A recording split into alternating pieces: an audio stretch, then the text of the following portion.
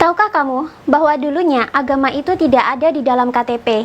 Sejak Indonesia merdeka, tahun 1945 sampai tahun 1967 atau di era Presiden Soekarno, agama tidak pernah dicantumkan di dalam KTP. Baru pada tahun 1967 lah, tak lama setelah tragedi G30 SPKI, agama menjadi data wajib dalam KTP dan setiap warga negara Indonesia wajib memilih salah satu dari 5 agama yang diresmikan kala itu. Dulu, semenjak Orde Baru berkuasa, warga negara Indonesia yang tidak mau bergabung dalam 5 agama yang ditetapkan saat itu akan dianggap ilegal dan sesat. Bahkan tak jarang dianggap tak bertuhan, sehingga mereka langsung dimasukkan ke dalam kelompok komunis dan ditangkap.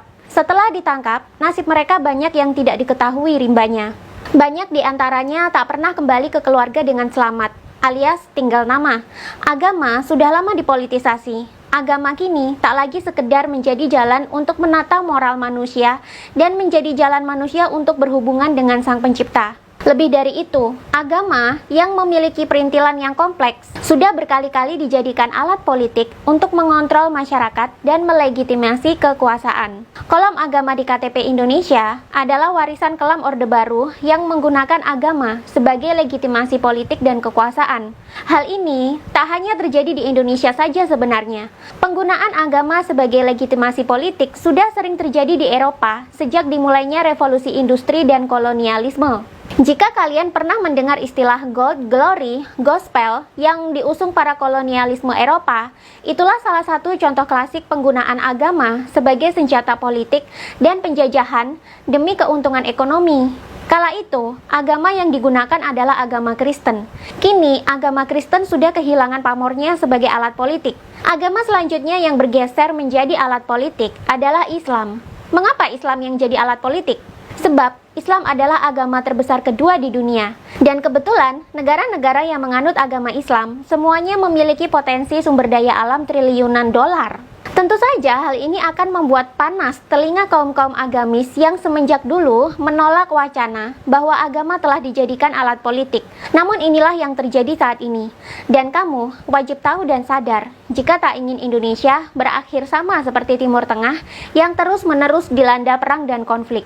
Ketidaktahuan menimbulkan kebodohan, kebodohan menimbulkan fanatisme, fanatisme menimbulkan radikalisme, radikalisme beragama memicu kehancuran. Penggunaan agama sebagai politik tak hanya terjadi baru-baru ini saja, bahkan sejak Indonesia mau merdeka pun politisasi agama sudah terjadi. Contohnya, ketika sedang membahas Piagam Jakarta yang kini menjadi pembukaan Undang-Undang Dasar 1945. Saat itu, perdebatan terjadi antara kubu Islam dengan kubu sekuler. Kubu Islam mendesak untuk memasukkan syariat Islam ke dalam Piagam Jakarta. Namun, kubu yang sekuler menolak keinginan ini. Dalam sebuah artikel yang dimuat dalam sindonews.com yang berjudul Asal-Usul Kolom Agama di KTP, disebutkan bahwa benturan kedua kubu, yakni kubu Islam versus kubu sekuler, terjadi cukup keras. Saking kerasnya, sampai-sampai daerah di timur Indonesia menyatakan akan keluar dari Indonesia saja jika syariat Islam tetap dimasukkan ke dalam pembukaan Undang-Undang Dasar 1945. Lalu kemudian terjadilah perundingan alot antara Muhammad Hatta dengan 3 tokoh Islam untuk meminta pencabutan syariat Islam dalam pembukaan Undang-Undang Dasar 1945. Dan seperti yang tertulis dalam sejarah, kubu Islam akhirnya mengalah. Dan Pancasila sila pertama tidak jadi menggunakan syariat Islam, melainkan hanya sebatas ketuhanan yang Maha Esa. Lebih singkat sih, namun bisa merangkul semua kalangan. Persoalan apakah sebuah agama harus berpolitik atau tidak, sudah menjadi perdebatan sengit sejak ratusan tahun silam. Kaum agamis selalu ngotot bahwa agama harus bisa masuk ke dalam pemerintahan dan politik. Karena menurut mereka, agama seharusnya mengatur setiap aspek kehidupan manusia secara menyeluruh. Menurut mereka, aturan dalam agama adalah aturan dari Tuhan langsung. Bagi mereka, negara yang sekuler atau negara yang memisahkan agama dengan pemerintahan bukanlah negara yang ideal. Sedangkan menurut kaum sekuler sendiri, agama yang dimasukkan ke dalam politik dan pemerintahan justru akan menimbulkan banyak masalah. Apalagi jika negara tersebut memiliki agama dan kepercayaan yang beragam, seperti Indonesia contohnya. Penyeragaman syariat dan hukum-hukum agama tertentu hanya akan mendiskriminasi dan menyingkirkan penganut agama lain. Sehingga pada akhirnya akan menimbulkan konflik, perpecahan, dan kemunduran. Jika tidak percaya, silahkan cek perpolitikan Eropa di abad pertengahan, di mana saat itu gereja menjadi rujukan politik dan memegang peranan yang besar dalam pemerintahan di sana. Yang terjadi, masyarakat justru terkekang, tidak bebas, dan cenderung berjalan di tempat. Para pemikir bebas tentu merasa tidak nyaman dengan kekangan gereja yang berpolitik. Sehingga pada akhirnya muncullah banyak perkumpulan-perkumpulan yang membebaskan anggotanya untuk berpikir dan berkreasi. Abad pertengahan, yakni abad ketika Eropa didominasi oleh politik gereja Kristen, kerap juga disebut sebagai zaman kegelapan. Berkumpulnya para pemikir-pemikir bebas ini yang tidak mau terdoktrin dalam fatwa gereja, pada akhirnya melahirkan pemikiran-pemikiran baru yang lebih cerdas dan maju. Eropa pada akhirnya memasuki sebuah zaman baru, yakni zaman Renaissance, yang ditandai dengan berjayanya ilmu pengetahuan dan sains di era tersebut. Banyak filsuf bermunculan, banyak ilmuwan bermunculan, banyak penemuan baru ditemukan. Dan jangan salah, kemajuan ini tak lepas dari gerakan masif para pemikir bebas yang tidak mau terikat dalam doktrin-doktrin agama Kristen yang banyak disebarkan melalui gereja. Zaman Renaissance berlanjut ke abad pencerahan. Disebut abad pencerahan karena di sini manusia mulai banyak yang tercerahkan. Banyak ide baru bermunculan. Banyak hal-hal yang dulunya nampak mustahil kini bisa diwujudkan karena bebasnya ilmuwan dan filsuf berpikir dan menelurkan ilmu pengetahuan baru. Namun, jalan mereka tidak selamanya mulus. Saat itu, gereja sangat memusuhi para pemikir bebas ini. Perkumpulan mereka yang kini banyak dianggap sebagai secret society, banyak diburu, ditutup, dan tokoh-tokohnya dianggap bersalah dan melanggar peraturan negara. Dari sinilah muncul keyakinan bahwa perkumpulan para pemikir bebas ini sangat mengancam legitimasi politik gereja. Karena banyak diburu dan ditangkapi, plus banyak pemondokan mereka yang ditutup paksa oleh negara, perkumpulan-perkumpulan ini akhirnya bergerak secara diam-diam. Dari sini muncullah istilah secret society. Dan dari sini pula muncul stigma bahwa mereka adalah pengikut Antichrist. Ketika agama Islam menyebar ke seluruh dunia, secret society kembali distigma negatif sebagai pengikut Dajjal. Padahal dulunya, mereka tak lebih dari sekedar perkumpulan para pemikir bebas yang belajar banyak hal, mulai dari filosofi, energi, sampai ilmu pengetahuan. Namun, karena gereja di Eropa menganggap mereka berbahaya, maka stigma antikris ini menyebar dengan sangat cepat dan sangat mengindoktrinasi pemikiran masyarakat Eropa. Ketika era kolonialisme merebak, agama Kristen kembali dijadikan alat politik untuk menjalankan penjajahan. God, Glory, Gospel dijadikan semboyan penjajahan atau kolonialisme. Agama disebarkan sambil mencari keuntungan politik. Begitu pula dengan di Indonesia. Politik dan ekonomi memang kerap tidak terpisahkan, dan agama merupakan cara yang murah dan cepat untuk mendoktrin pola pikir manusia menjadi sendiko dawuh apapun fatwa atau keputusan yang dikeluarkan oleh para pemuka agama. Tak peduli walaupun keputusan atau fatwa tersebut sebenarnya bersifat politis, jika sudah dibalut dengan ayat-ayat dari kitab suci dan tafsir yang disesuaikan dengan kebutuhan politik, maka masyarakat akan menganggap semua itu adalah takdir dan perintah dari Tuhan. Begitulah cara kerjanya jika menjadikan agama sebagai alat politik. Pasca G30 SPKI, agama kembali dijadikan alat politik oleh Orde Baru. Sampai sekarang, masih banyak yang mengira bahwa komunis itu sama dengan tidak bertuhan. Padahal bukan loh. Komunisme adalah ideologi negara. Tidak ada sangkut pautnya sama sekali dengan Tuhan dan agama. Tapi, di dekade 1960-an sampai 1980-an, perang dingin antara Amerika Serikat yang kapitalis dengan negara Uni Soviet yang komunis sedang panas-panasnya. Perang ideologi dua negara adidaya ini berimbas kepada konflik-konflik berdarah yang terjadi di seluruh dunia yang negaranya condong kepada komunis. Tak terkecuali terjadi juga di Indonesia. Indonesia yang ketika itu dipimpin oleh Soekarno di dekade 1960-an mulai cenderung dekat kepada Uni Soviet yang komunis tentunya.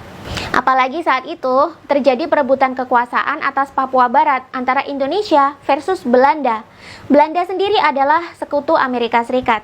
Sedangkan Amerika Serikat sendiri sedang ada agenda besar ingin melenyapkan komunisme di seluruh dunia.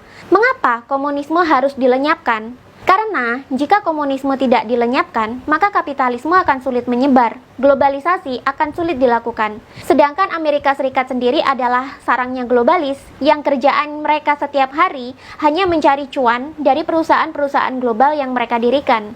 Perusahaan global mereka dipastikan akan sulit masuk dan beroperasi di negara-negara komunis.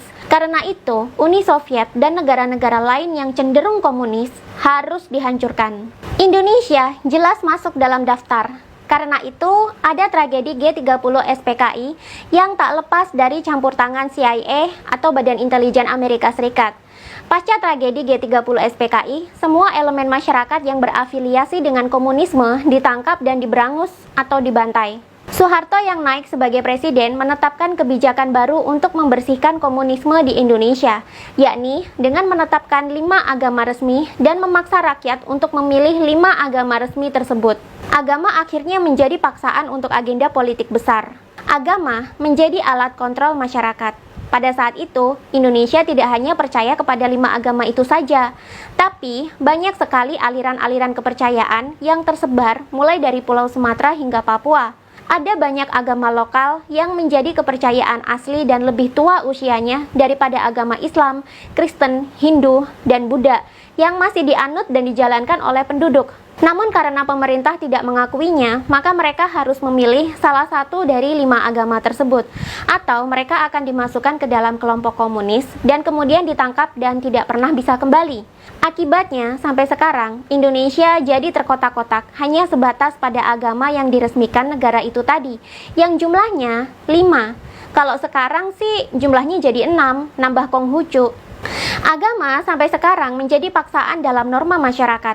Jika ada orang yang jiwanya tidak cocok dengan 6 agama yang telah diresmikan negara, mereka akan kerap mendapatkan diskriminasi dan pelecehan. Mereka dianggap sesat, tidak bertuhan, dianggap pengikut Dajjal, dianggap pengikut setan, dianggap bodoh, dianggap terbelakang, dan kerap mengalami diskriminasi dalam hal-hal umum. Indonesia adalah negara yang heterogen. Sebelum agama-agama asing ini masuk, Nusantara sudah memiliki sistem kepercayaannya sendiri yang berbeda-beda dari satu pulau dengan pulau yang lainnya. Dalam buku Agama Asli Indonesia yang ditulis oleh Rahmat Subagja, di situ dijelaskan bahwa meskipun tidak memiliki sistem teologi yang lengkap dan kompleks seperti agama-agama asing, kepercayaan lokal Nusantara sudah sejak dulu menyadari bahwa ada kekuatan ilahiyah di luar dirinya. Konsep ketuhanan mereka memang tidak belak-belakan menyebut Tuhan dengan nama atau sosok tertentu. Tapi, masyarakat Nusantara sudah sadar betul bahwa sesuatu yang ilahi atau Tuhan ada di dunia ini. Ada kekuatan tak tergambarkan yang mengatur dan memiliki semesta ini.